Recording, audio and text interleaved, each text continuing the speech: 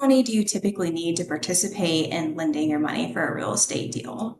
Yeah, so if you're thinking about first position, this is that first secured position. So in Utah, properties are, the average median price of a home is like right around 500,000.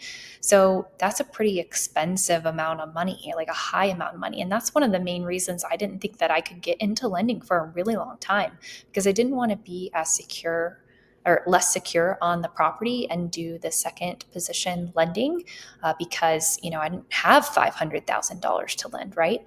However, in the Midwest and the Southeast, properties are significantly cheaper, and that $65,000 of lending is a realistic amount to expect. So the lowest amount that you and I have done so far from a lending perspective was just under $12,000, and that was in first position on a land lending deal. So that just raw land, it doesn't have any house on it, anything like that.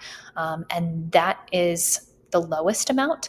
That can go up infinitely, but I would say that on average, we would anticipate somewhere around 75,000 to 100,000 would be around the amount that we would expect. However, you don't need to have all of that 75,000 to 100,000 yourself. And in fact, you and I have worked together on deals already where we have pooled our money. And so you've done, like, let's say 50,000, it wasn't exactly that, and then I've done 50,000. We put that together for $100,000 loan, right? And so keeping in mind that it doesn't have to entirely be all of just your money for that first position loan. It sounds like you can link up with someone that you may know, just like we do in our case, or you can even link up with another investor that's also interested in deploying their money to reach the total amount that's needed, correct? That's correct.